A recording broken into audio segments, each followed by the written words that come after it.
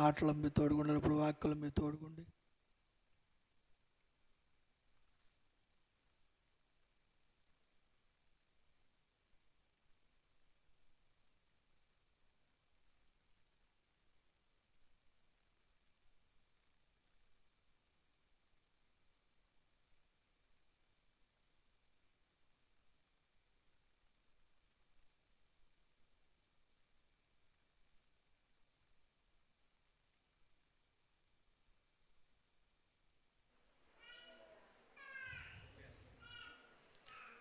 దేవుని నామక స్తోత్రాలు. మీ అందరికీ నా వందనాలండి. మరి అందరూ బాగున్నారు? అందరూ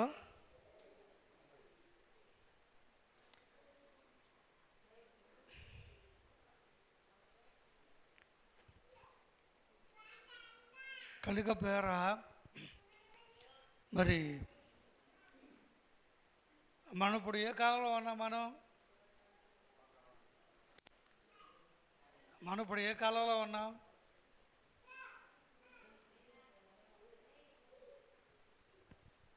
వర్షాకాలం, శీతాకాలం కాదు. బైబిల్ కాలంలో ఏ కాలంలో ఉన్నాం? మనం కృపాకాలంలో ఉన్నాం. కనుక ఈ కృపకాలం గతించిపోతే ఏమవుతుంది? కృపకాలం గతించిపోతే శ్రమకాలం వస్తుంది. కనుక పేర ఈ కృపకాలంలో యేసు ప్రభు అందుకుంటే అందేలాగా ఉన్నాడు. ఎలా ఉన్నాడు చెప్పండి? మనం అందుకుంటే యేసు ప్రభు మనకు అందేలాగా ఉన్నాడు అన్నమాట ఈ కృపాకాలంలో. ఎందుకంటే యేసు ప్రభు సన్నిధిలో మరి దేవుడు దొరికే విధంగా పాపాలు ఒప్పించేవాళ్ళు ఉన్నారు, ప్రార్థన నేర్పేవాళ్ళు ఉన్నారు,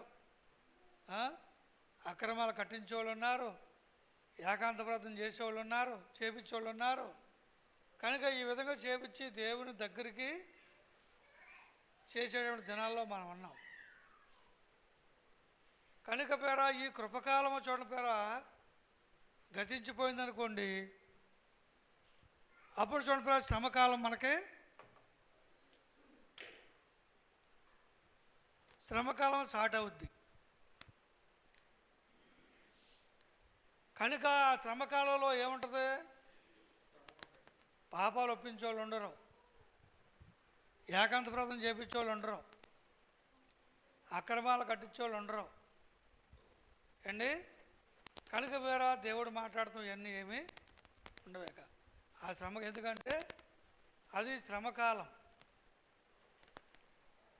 కనుక పేర చూడండి, ఈ కృపకాలం చూడండి పేర మనం యేసు ప్రభువుని మనం అందుకునేవారుగా మనం ఉండాలండి. కనుక ఇశ్రాయేలుకు మనం ఆదికాండం కాడ నుంచి చూడండి మనం చూసుకుంటే, ఇశ్రాయేలుకు కష్టం వచ్చినప్పుడు, వారికి బాధ వచ్చినప్పుడు, వారికి శ్రమ వచ్చినప్పుడు, కనుక పేర వేదన శోధనలు ఎదురైనప్పుడు కనుక పేర ప్రార్థన చేసినట్టుగా ఉందండి బైబిల్. వారికి ఏదైనా కష్టం వస్తే దేవునికి మొరపెట్టడం, కష్టం వస్తే ఉపవాసం ఉండటం, కష్టం వస్తే గోను పట్ట కట్టుకుంటాం, కనుక పేర ఏకాంత ప్రార్థన చేయటం, కనుక దేవునికి మొరపెట్టడం అనేది కనుక పేర మన పాత మొదల్లో కనిపిస్తుంది మనకి ఎక్కువ టైం. అలాంటప్పుడు చూడండి పేర వారు కనుక దేవునికి చూడండి పేర ఎక్కువగా మొరపెట్టేవారు. అంటే దేవునికి మొరపెడతామంటే ఏంటి? ఒరు బాబా నీకు మొరపెట్టుకుంటారా బాబా అంటారా అంటే అర్థం ఏంటి? నీకు 10 సార్లు చెప్తారా బాబా, 10 సార్లు నీకు కాళ్ళు పెట్టుకుంటారా బాబు? పట్టుకునేది ఒకసారే కాళ్ళు, కానీ దాని ఏమంటే చెప్పండి, 10 సార్లు నీకు కాళ్ళు పెట్టుకోనుకో, చేతులు పట్టుకుని బాబు ఈ కాళ్ళు అనుకోరా అంటారు. అంటే అలాగే చూడబో దేవునికి మొర్ర అనేది కనుక పేర జ్ఞాపనం ప్రార్థన లాంటిది.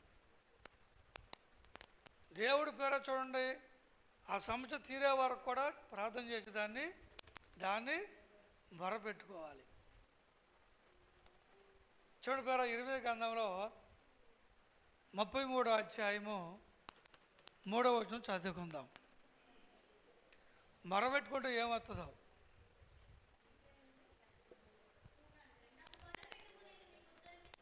నాకు మొర్రపెట్టుము నీకు మళ్ళీ ఉత్తరం ఏం చేస్తావు?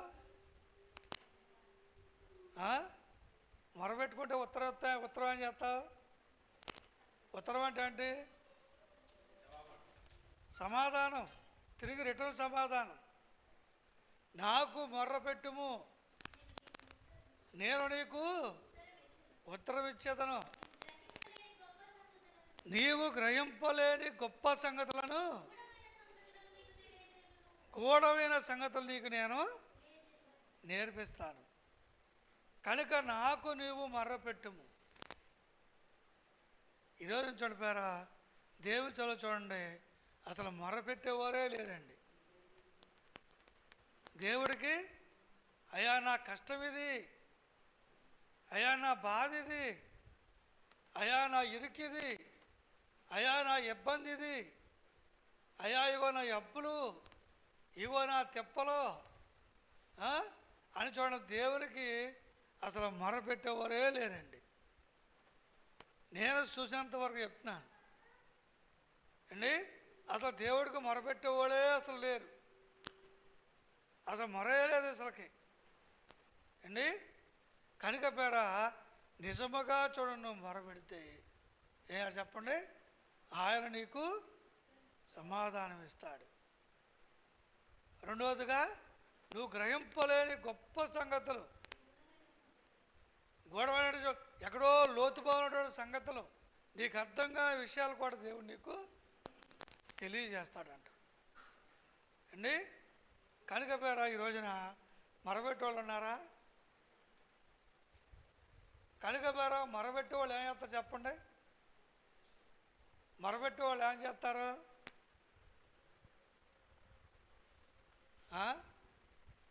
మొరబెట్టేవాళ్ళు ఏం చేస్తారండి? మొరబెట్టేవాళ్ళు దేవుని దగ్గర సమాధానాన్ని రాబడతారు. అంటే దేవుని దగ్గర నుంచి ఒక దర్శనం సంపాదించుకుంటారు, దేవుడు సమాధానం ఇస్తాడు. దాని గుర్తు నిజముగా మొరబెట్టేటువంటి వారు ఎంత చెప్పండి, వారికి దేవుడు సమాధానం ఇస్తాడు. వాడు చూడపోయిన వాళ్ళు గ్రహింపులేని సంగతులు చూడండి, దేవుడు వారికి బోధిస్తాడు. కనుక మొరబెట్టేవాళ్ళు లేరని నాకు అర్థమైంది. దర్శనం చెప్పేవాళ్ళు లేరు. దర్శనం చెప్పేవాళ్ళు కూడా దర్శనం చెప్పేవాళ్ళే లేరు సార్. సంఘంలో చూడిపోయారు, అయ్యా మేము ప్రార్థన చేసుకున్నాం, మాకు ఇలా దర్శనం వచ్చిందని దర్శనం చెప్పేవాళ్ళే లేరు. కనుక పేర ఇక దర్శనం చెప్పలేడు అర్థమంటే మొరబెట్టేవాళ్ళు లేరు. అంటే నాకు అర్థమైంది ఏంటంటే, మన సంఘంలో ఎటువంటి ఎవరికి కష్టాలు లేవు, బాధలు లేవు, ఎటువంటి శోధనలు కానీ ఎటువంటి ఏమీ కూడా లేవు. నాకు అర్థమైంది అదే. కనుక ఎవరికి ఏ కష్టమో లేదు, అందరూ కూడా సురక్షితంగా ఉన్నారు. అన్ని బ్యాంకుల్లో మన డబ్బే ఉంది. నర్సాపురం ఎన్ని బ్యాంకులు ఉన్నాయో అన్ని బ్యాంకుల్లో మన డబ్బే ఉందండి. కనుక మరి అందుకని మనం దేవునికి మొరపెట్టాల్సిన అవసరం లేదు, దేవుని అడగాల్సిన అవసరం కూడా మనకి లేదు. మనకు అసలు ఎలాంటి కూడా మనకేమి కూడా దేవుని యొక్క దర్శనంతో మనకు పని లేదు, దేవుని యొక్క మాటతో మనకు పని లేదు. అసలు దేవుడితో మనకేమి పని, ఏ పని కూడా లేదు. ఏ చిక్కు లేదు, ఏ బాధ లేదు, ఏసే తోడుండగా ఇక భయమేళ. మొగుడేమో పిల్లలతో అంటాడు, ఇక మనకు భయం ఏంటి? పిల్లమేమో మొగుడు తంటది, ఇక మనకు భయం ఏంటి? ఇక మనకు భయం లేదు, మనకు భయం లేదు, ఎవరికి భయం లేదు పేర. కనుక పేర నిజముగా దేవుడికి నిజముగా చూడండి, నేను చెప్పేదనంటే ఏదో కష్టం వచ్చిందని దేవుడు మొరపెడతాం కాదండి. ఏ కష్టము లేకపోయినప్పుడు కూడా మళ్ళా ఆ కష్టము రాకోకుండానే మొరపెట్టమని దేవుని వాక్యం చెప్తుందండి. కష్టాలు రాకముందే, వ్యాధుల్లో రాకముందే, శోధలో రాకముందే, అప్పుల పాలు కాకముందే ఏం చేయాలి చెప్పండి?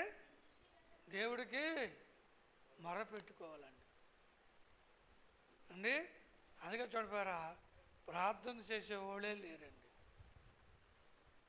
లేదా ప్రార్థన దేవుడికి కొంచెం సమయం ఇద్దాం అన్నటువంటి వాళ్ళు ఎవరూ లేరు.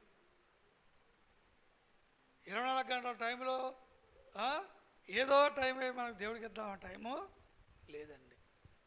ఎందుకంటే పేరా మనకంటే ముందున్నటువంటి వారు కొంతమంది భక్తులు ఉన్నారు. ఎంతోమంది పేరా మనకంటే ముందున్నటువంటి కొంతమంది భక్తులు ఉన్నారు కనుక వారు దేవునికి చూడండి ఎంతో మొరపెట్టినట్టుగా పేరా వారు రాసిపెట్టిన గ్రంథాలు మాకు చెప్తున్నాయి. వారు దేవుడు ఏ విధంగా మొరపెట్టారో ఏ విధంగా చూడండి దేవుడు వారికి సమాధానం చెప్పాడు చూడండి పేరా మనకు కొన్ని గ్రంథాలు చూడండి పేరు చెప్తున్నాయి పేరు మనకి అండి. కనుక పేరా నిజమైనటువంటి మొర్ర పెట్టేవాళ్ళగా మనం ఉండాలండి. మరి ఎవరు నమ్ముకుంటాం మనం? నిజంగా పేరా చాలామంది ఎవరు నమ్ముకుంటారు? ఈ లోక సంబంధించిన డాక్టర్లు నమ్ముకుంటారు. ఆ కాలు నొప్పి వచ్చింది డాక్టర్ ఉన్నాడుగా, ఏ నొప్పి వచ్చింది డాక్టర్ ఉన్నాడుగా, కడుపు నొప్పి వచ్చింది డాక్టర్ ఉన్నాడుగా. కనుక పేరా చూడండి కనుక డాక్టర్లకు వాళ్ళ పనికిమాలి వారు అని చూడండి పేరా కరోనా తెలిపిందండి. ఎవరో డాక్టర్లు ఎంతోమంది చనిపోయారు. కరోనా ముందు చూడపోయారా గొప్ప గొప్ప డాక్టర్లు చనిపోయారండి. ఎందుకని? వారు కూడా దేవుని ముందు ఏ డాక్టర్ కూడా కాదండి. ఎంతోమంది డాక్టర్లు ఎంతోమంది నర్సులు చనిపోయారు పేర. కారణం ఏంటి? కనుక పేర మనం ఎవరో కూడా చెప్పండి. కనుక పేర చాలామందికి అదే ఉంటుందండి. చాలామంది హృదయాల్లో అదే ఉంటుంది. ఎందుకని? తగిన సమర్పించినప్పుడు దేవుడు అప్పగిస్తాడు. ఏదో చెప్పండి, తగిన సమర్పించినప్పుడు ఏదో చెప్పండి దేవుడు అప్పగిస్తాడు, డాక్టర్గా అప్పగిస్తాడు. శుభ్రంగా వాళ్ళు పీడ్చి పిప్పి చేసే వరకు పిప్పి చేస్తారు వాళ్ళు. కనుక పేర ఎందుకంటే నిజమేగా చూడండి పేర మొరబెట్టేవారు లేరండి డైలీ కూడా. కనుక దానియేలు పేర దైవభక్తి గలవాడు. ఎందుకయ్యాడు ఆయన? దావీదు చూడండి పేర ఆయన కూడా చూడండి పేర దైవభక్తి గలవాడు. దావీదు చూడండి పేర రోజుకి ఎన్ని మార్లు చెప్పండి? రోజు చూడండి పేర 7 మార్లు ప్రార్థించేవాడు. రోజుకి 7 సార్లు. దావీదు ఒక లెక్క ప్రకారం రోజుకి 7 సార్లు దేవునికి కనుక పేర తన శవాసనము దిగి మోకరించి దేవునికి మర్ర పెట్టుకునేవాడు ఆయన. రోజుకి 7 మార్లు. కనుక భార్యలు కలవాడు, పెద్ద కుటుంబం గలవాడు, రాజ్య పరిపాలన. కనుక పేర మరి ఎప్పుడు జరిగించేవాడు. కనుక ఈ సమయంలోనే దేవుడికి 7 మార్లు మర్ర పెట్టుకునేవాడు దావీదు. మరి కనీసం 7 మార్లు కాదు, కనీసం 3 మార్లు చెప్తాను నేను. బైబిల్ ప్రకారం ఉదయం, మధ్యాహ్నం, సాయంత్రం. బైబిల్ చెప్తుంది ఉదయము, సాయంకాలము, మధ్యాహ్నము నేను జ్ఞానంతో మొరబెట్టుకుంటాను. కనుక మరి చూడండి మనిషి ఎన్నిసార్లు తింటాడు? పొద్దున టిఫిన్ తింటాడు, మధ్యాహ్నం భోజనం తింటాడు అండి, మళ్ళీ సాయంత్రం మళ్ళీ భోజనం తింటాడు. ఆడవాళ్ళు ఎన్నిసార్లు తింటారు రోజు చెప్పండి? ఆడవాళ్ళు ఎన్నిసార్లు తింటారు ఆడవాళ్ళు? చెప్పరా? చెప్పండి. ఆడవాళ్ళు రోజుకి 6 సార్లు తింటారు.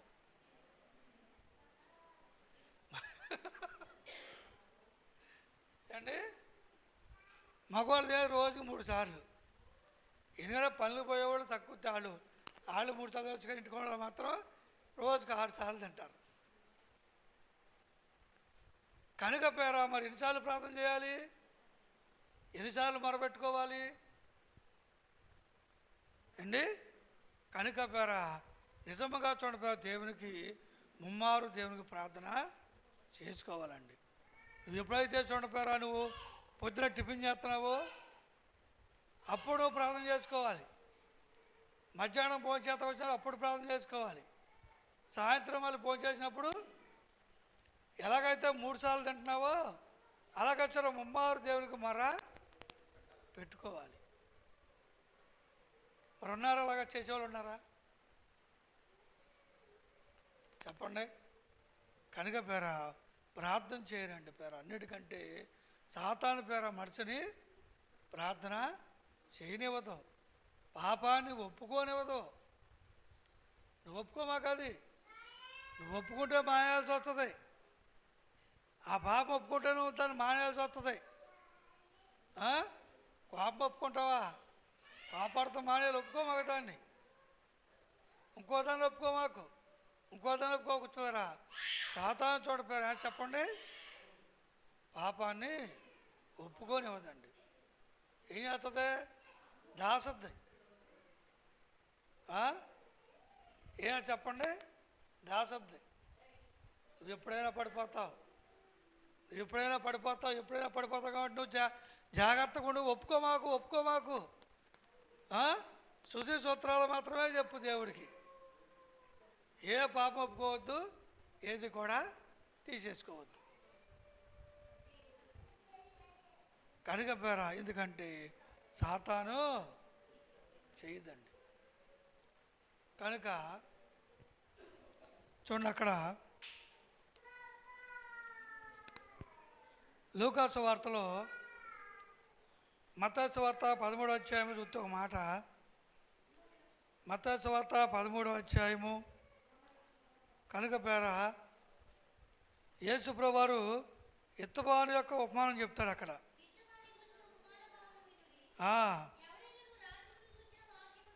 రాజ్యమును ఇచ్చి వాక్కుని వినియు గ్రహింపగా ఉండగా దుష్టుడు వచ్చి తన హృదయంలో ఎత్తబడిన దాన్ని అది పేర. ఎందుకంటే సాతానుడు పేర నీ హృదయంలో దాన్ని ఉండనివ్వడు. ఎందుకంటే నువ్వు ఆలోచనగా ఉన్నప్పుడు, కనుక ఆలోచించినప్పుడు చూడండి పేర సాతానుడు వచ్చి చూడండి దాన్ని ఏం చెప్పండి హృదయంలోంచి ఎత్తుకుని పోతాడు. త్రోవ పక్కన పడిన విత్తనము వాడేనన్నాడు. ఎందుకని? సాతానుతో వాక్యం కూడా వినేవదు, ప్రార్థన చేయనివ్వదు, వాక్యం వినేవదు, చర్చికి రానివ్వదు. చర్చిలోకి వచ్చాక హాయిగా ఫ్యాన్ వేసుకుని హాయిగా పడుకోమంటారు సాతాను. ఇప్పుడు దా కష్టపడ్డావుగా, హాయిగా చల్లగా పడుకో, ఫ్యాన్ వేసుకుని హాయిగా వెనక చేరబాడు, వెనకాల కూర్చో, లేకపోతే తమ్మ చాటును కూర్చో, అయ్యగారు కనబడుకోకుండా తమ్మ చాటును కూర్చుని హాయిగా కళ్ళు మూసుకో, హాయిగా నేను నిద్రపోతావు, బ్రష్ తీసుకుంటావు, వాక్ వింటే నువ్వు బాగుపడతావు. కనుక పేరా నేను ఇవాళ మధ్యాహ్నం ఏదో విన్నాను, నేను ఒకటి సగం కూదంతా విన్నాను, మొత్తం వినలేదు. మనుషుడు దరిద్రుడు కావాలంటే, దరిద్రం అయిపోవాలంటే 3 విషయాలు పాటించాలంట. నేను పూర్తిగా వినలేదు, విన్నామని కుదరలేదు. మనుషుడు దరిద్రుడిగా ఉండాలంటే, దరిద్రం అయిపోవాలంటే 3 విషయాలు పాటించాలంట. ఒకటంటే ఆలస్యంగా లాగాలి. మూడవది నేను వినలేదు ఏదో కానీ, మళ్ళీ ఎందామని కుదరలేదాక అండి. తర్వాత సెలపోను పట్టుకుని స్టార్టింగ్లు చేయాలి. ఇంకోటి ఏంటో ఉంది, నేను వినలేదు అది. మళ్ళీ ఎందామనుకున్నా కానీ నాకు కొంత టైం కుదరలేదు, మళ్ళీ వినలేను దాన్ని. 2 విషయాలు విన్నాను. అంటే ఆశ్చర్యమైన అది మీరు దరిద్రులు కావాలంటే ఈ 3 విషయాలు పాటించండి. ఇంతవరకు ఏమైనానంటే నేను మీరు గొప్పవాళ్ళు కావాలంటే ఈ విషయాలు పాటించండి చాలా చెప్పారు, చాలామంది చెప్పారు, అవి విన్నాను. కానీ ఇది చాలా ఆశ్చర్యంగా ఉంది ఇది. కానీ పూర్తిగా విన్నామంటే వెళ్ళా నేను. మళ్ళీ నాకు కుదరలేదు టైము, ఇక మళ్ళీ పెట్టలే. మళ్ళీ ఇక పెద్దగా రావుగా వస్తాయా, అవి వచ్చినప్పుడు వినాలనుకుంటాటిని అండి. ఏమో చెప్పండి, దరిద్రం అవ్వటం ఏం చేయాలి చెప్పండి? ఈ 3 విషయాలు పాటించండి. అంటే పొద్దున్నే లాక్కూడదు, పైపు నీళ్ళు పోయాక లాగాలి మనం. పొద్దున్న 6 పైపు వస్తుంది కదా, ఆ పైపు అన్నీ పోయిన తర్వాత అప్పుడు లాగాలి. అప్పుడు లేకపోతే మనకు బాగా వస్తుంది స్పీడ్గా పైపు, అప్పుడు పట్టుకోవచ్చు. కనుక దరిద్రుల్లో అయ్యే మార్గం చూపించాడు, ఆ విషయాలు చెప్తున్నాడు. అందుకని చూడండి, ఈ రోజున మనకి దరిద్రత ఎక్కడ వస్తుందంటే ప్రార్థన చేయకపోవటమేనండి. ప్రార్థన చేసుకోపోవటం, కనుక దేవుడికి మొరబెట్టబోసం అండి. కనుక మనకు తీతుంది. కనుక నిజముగా ఒక ఆయన దేవుడికి మొరబెట్టుకున్నాడు. ఏమని? ప్రభా, నాకు అప్పులు నేను నా అప్పులు తీరాలి ప్రభా, నన్ను ఏం చేయమంటావయ్యా అని దేవుడికి నిజంగా మొరపెట్టుకున్నాడండి. అప్పుడు దేవుడు అన్నాడు వచ్చి, అయ్యా నువ్వు శనగపప్పు మరవాలు అమ్ముకో అన్నాడు. ఏమనుకున్నాడు చెప్పండి? శనగపప్పు మరవాలు అమ్మమన్నాడు అని అతను దర్శనం చెప్పాడు. సరే నేనన్నాను, శనగపప్పు మరవాలు అమ్మ ఏం అప్పు తీరుతావండి, అసలు దేవుడు నీకు ఎలా చెప్పాడు అది అని నేను కూడా నమ్మలేదండి, నమ్మలా. కానీ అతను దేవుడు చెప్పును నిజంగా మొరపెట్టున్నాడు కాబట్టి కనుక దేవుడు మాట అతను నమ్మాడండి. నమ్మే చూడకరా శనగపప్పు మరవారు అమ్ముకుంటాం మొదలెట్టాడు. ఏం అప్పులు తీరుతావో బాబా అని నేను కూడా, అది అప్పులు ఎవరు తీరుతాయే, ఆ శనగపప్పులు ఎవడు కొంటారో మావారు ఎవడు కొంటారో, కానీ అసలు అప్పులు ఎవరు తీరుతాయని చూడపోయారా. నేను కూడా దేవుడు చెప్పిన మాట నేను నమ్మలేకపోయానండి. నేను కనుక సంవత్సరం తిరిగి వచ్చేసరికి అప్పులు తీరిపోయి 30,000 రూపాయలు నిల్వలో ఉన్నాడండి. ఎందుకని? దేవుడు చెప్పిన మాట అది. కనుక అచ్చేరు మరవరాలకి అచ్చేరు బియ్యం, అచ్చేరు మరవరాలంతా 2 రూపాయలు అండి. 20 రూపాయలు పెడితే ఇన్ని మరవలు వస్తాయి, ఇంత చంచి వస్తుంది 2 రూపాయలు. మరి అచ్చేరు బియ్యం ఎంత? పోనీ 15 రూపాయలు వేసుకోండి, 30 రూపాయలు. మంచి అందరిదే మంచి బియ్యాలేగా, ఎవరైనా చెడ్డ బియ్యం ఎవరు తింటున్నారు ఎవడన్నా? పోనీ 10 రూపాయలు వేసుకోండి అచ్చేరు బియ్యం. ఎంత మిగులుతుంది? 8 రూపాయలు మిగులుతుంది. అలాగా కేజీకి 6 రూపాయలు, కేజీకి 20 రూపాయలు వేళ వేసుకుంటే రోజు చూడపేర 10 కేజీలు మావారు అమ్ముకుంటే అలాగ నేను వెళ్తే చెప్పాడు, నా అప్పు తీరిపోయిందయ్యా, కనుక 30,000 రూపాయల అప్పులో నేను నిలవలో ఉన్నాను, కనుక నీకేం కావాలో కోరుకుని చర్చిలో ఏదో కొనిపెడతాను అన్నాడు. నేను చెప్పాను, ఒక గంటలు కొట్టే గడియారం కొనిపెట్టమని చెప్పాను అండి.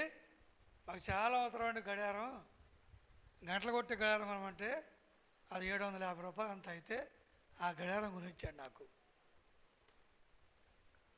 కనుక దేవుడికి మొరపెట్టినప్పుడు, కనుక నిజముగా నువ్వు మొరపెట్టుకున్నప్పుడు దేవుడు తప్పుకోకుండా ఒక మాట చెప్తాడు, తప్పుకోకుండా కష్టాన్ని తీరుస్తాడు, తప్పుకోకుండా బాధను తీరుస్తాడు. అతను మొదలుగా మొరపెట్టుకోవాలిగా దేవుడికి, మొదటగా అతను ప్రార్థన చేయాలిగా, అసలు మొదటగా దేవుడిని అడగాలిగా, అసలు దర్శనం సంపాదించుకోవాలిగా, నీతి పాటించాలిగా, యథార్థంగా నడుచుకోవాలిగా, నీతి నియమాలన్నీ కూడా జరిగించాలిగా. జరిగిస్తావా మనం? కనుక మనిషికి ఈ రోజున కనుక ప్రార్థన చూడండి చాలామందికి చాలా కష్టంగా ఉంటుందండి. మొదటిగా చూడపోయారా, ప్రార్థన ఎందుకు చేయాలో మనకు అర్థమైతే మన కష్టం అనిపించదు. అది అన్నం ఎందుకు తినాలి మనం? మాకు అర్థమైంది. అన్నం ఎందుకు తినాలి మనం? అన్నం తింటాక ఆలోచించుకుంటాం. దేవుడు అన్నాన్ని చూసి వచ్చినప్పుడు అన్నం వెళ్ళి దేవుడికి మొరట్టుకుందంట. ఏమని? అయ్యా నేను ఒక్కదాన్ని వెళ్ళలేను లోనకి, ఈ మహాసముద్రంలోకి ఒక్కదాన్ని వెళ్ళలేను, నాకు తోడు కావాలని చెప్పి అన్నం కోరుకుందంట దేవుడికి. అప్పుడు దేవుడికి కూరలు చూపించాడు. అండి ఏదో పచ్చడో పచ్చిపులుసు ఏదో ఉత్తన కూడా తింటాడు ఎవడన్నా, ఏదో ఒకటి తోడేసుకుంటాడు దాంట్లో. కనుక అన్నంలోకి మంచి కూర ఎత్తుక్కుంటాడు. ఏది తినటానికి ఏ కూరతో మొత్తం ఇది మింగుదాం. ఒక ఆమె ఒక ఇంటికి వెళ్ళి, అయ్యా ఇవాళ బెండకాయ పులుసు అయ్యా, మొత్తం జారిపోయిందయ్యా, తినేసానయ్యా, మోకాళ్ళు నొప్పులయ్యా. బెండకాయ పులుసు మొత్తం ఎక్కువ తినేసింది, జారిపోయింది, అది లోనకి వెళ్ళిపోయింది ఎక్కువ.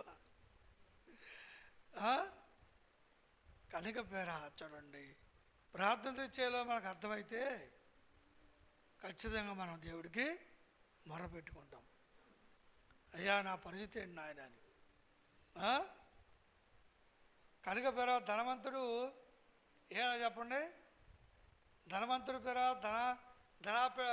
ధనంలో ఉన్న పీర దొరికేది మొరట్టుకు మా గురించి ప్రాణం చేసుకుంటాడు. ఏమని చెప్పండి?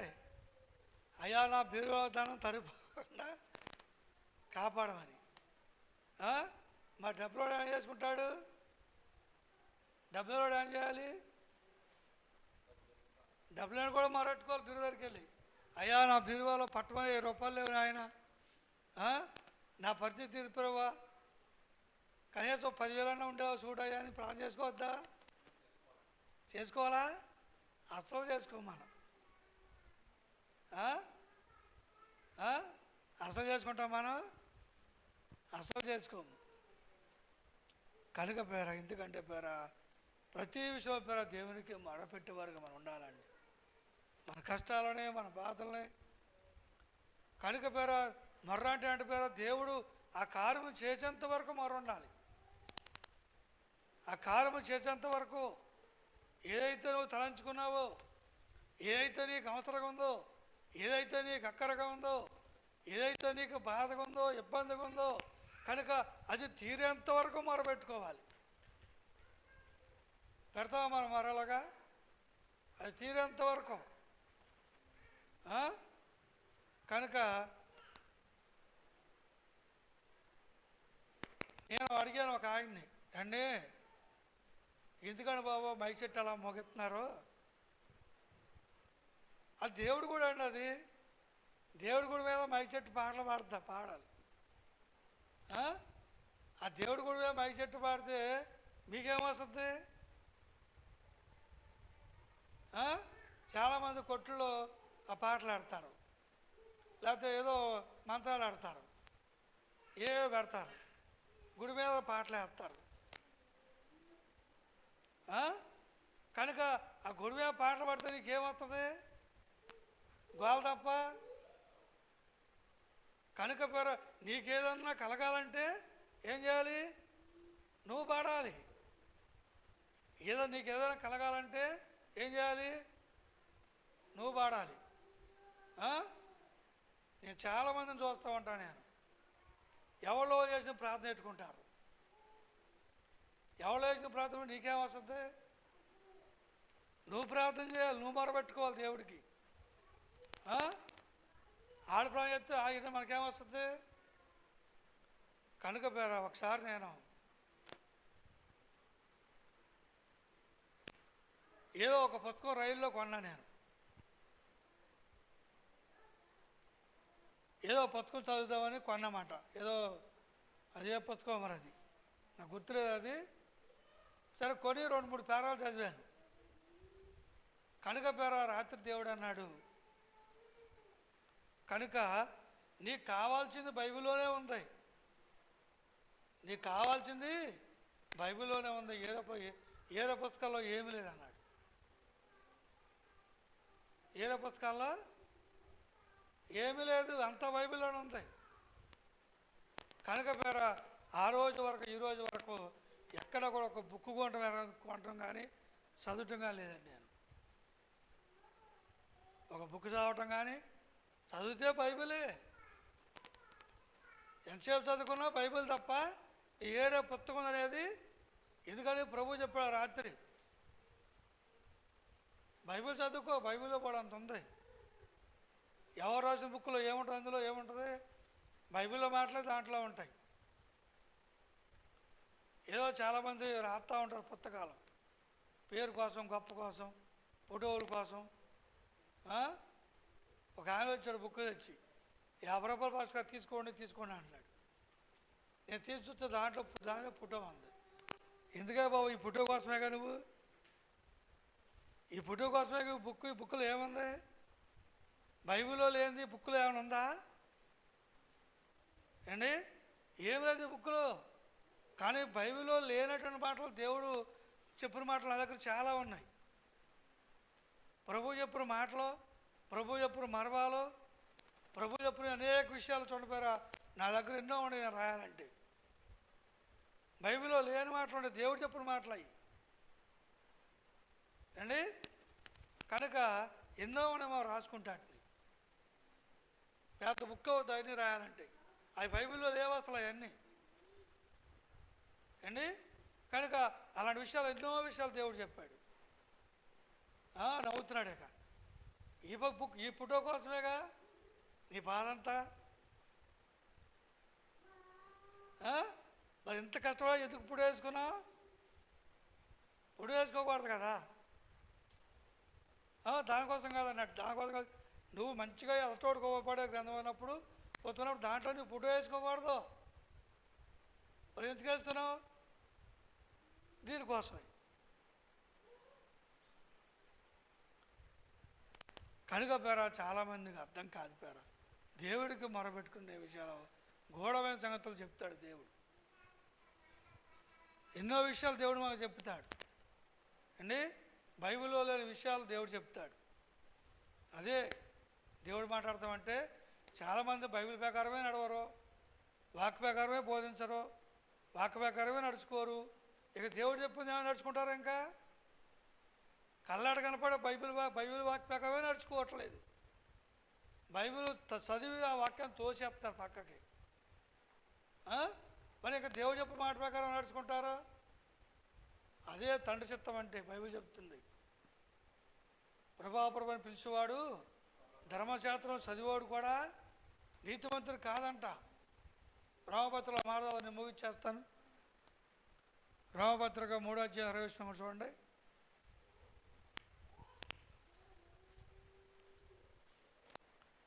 కనుక చూడండి,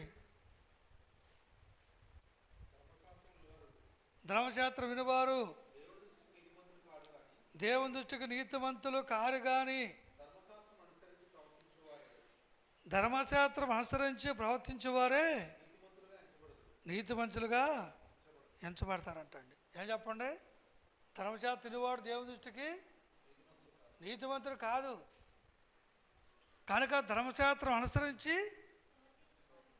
దాని ప్రకారంగా ప్రవర్తించాలి. అలాంటి వాడే నీతిమంతుడిగా ఎంచబడతాడు. మరి ఈరోజు ఎంతమంది ఎన్ని వాక్యాలు తొక్కేస్తున్నారు, ఎన్ని వాక్యాలు తోసేస్తున్నారు పక్కకి.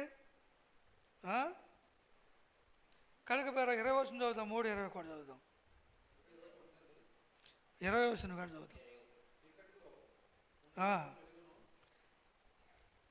3వ అధ్యాయం, రామపత్రిక 3వ అధ్యాయం 20. ధర్మశాస్త్ర సంబంధమైన క్రియల మూలముగా ఏ మనుషుడు ఆయన దృష్టికి నీతిమంతుడని తీర్చబడడు. ధర్మశాస్త్రం వలన అది ఏమి చెప్పబడుతుందంట? ధర్మశాస్త్రం నీ దగ్గర ఉన్నంత మాత్రాన, నువ్వు చదివినంత మాత్రాన, బోధించినంత మాత్రాన నువ్వు నీతిమంతుడిగా తీర్చబడవు. కనుక ధర్మశాస్త్రం అసలు పాపం మీద తెలియజేస్తుంది ముందు. అది ఏది చేస్తే పాపమో, ఏది చేస్తే పుణ్యమో, ఏది చేయకూడదో, ఏది చేయదో అది చెప్తుంది ధర్మశాస్త్రం. ఈరోజు చాలామంది ఏం చేస్తే చెప్పండి, ధర్మశాస్త్రం ఒకసారి 7 సార్లు చదివాడు ఒక ఆయన బైబిల్. 7 మార్లు చదివిన పెద్ద నోటితో చెప్తున్నాడు, పెద్ద అరిసి పెద్ద 7 సార్లు చదివాను అన్నాడు. చదివితే ఏమందంట, నేను తెనాలి రావడానికి గాడిద కూడా చదివింది బైబిల్. ఏం చదివింది? తెనాలి రావడానికి గాడిద కూడా బైబిల్ చదివింది. నాకు మారవలసి వచ్చిందా? 7 సార్లు బైబిల్ చదివి మారవలసి వస్తుందా? గాడిద కూడా బైబిల్ చదివింది. మన ఎప్పుడో ఆ కోడి గురించి బైబిల్ చదివింది. కోడి పెట్టడుగా అది అవినీతి వాంచుతుంది, కీబోర్డు వాంచుతుంది కోడి పెట్ట. ఎందుకని? దాంట్లో బీవేశారు, అది పొడిచి తింటుంది, అది వాంచట్టు. అది దాంట్లో బింగ వేశారు, చందులో అది పొడిచి తినంటే కీంకి మాటుంది అది. కానీ మరి ఎక్కడైతే పాట వస్తుందో పాట వచ్చే కాడల్లో వేసుకుంటూ పింకులు తిరిగారు. అది పొడుచుకొని ఉండొచ్చేవాడికి ఏమొచ్చింది? అది మూతికి వచ్చింది. చాలామంది అనుకుంటున్నారు బైబిల్ చదివితే వచ్చేద్ద మారు మనసు. పాపం తెలియబడుతుంది, దాన్ని మానుకున్నప్పుడు పాపాన్ని చూడపారా బైబిల్ తెలియజేస్తుంది. కనుక అందుకే పేరా దేవుడికి మొరబెట్టినప్పుడు గొడవైన సంగతులు. ఎందుకంటే చదువు లేని వారికి చదువు లేని వారు ఏం చేయాలి చెప్పండి? చదువు లేని వారికి కూడా దేవుడు మరబాలు చెప్తాడు, అది దర్శనం ద్వారా అండి. వాళ్ళతో దేవుడు మాట్లాడతాడు, వాళ్ళకి అనేక విషయాలు చెప్తూ ఉంటాడు. కనుక చదువునోడు బైబిల్ చదువుకుంటే చదువులోడు ఏం చేయాలి? మరి దేవుడు చెప్పినటువంటి మాట ప్రకారం వెళ్ళిపోవాలండి. కొంతమంది భక్తులకు చదువు లేదు అండి. ఆ చదువు లేకపోతే దేవుడి కాడికి ఏమరం ఇచ్చాడు? భక్తి ఇచ్చాడు. వారికి భక్తి ఉంది. ఏమో చెప్పండి వాళ్ళకి.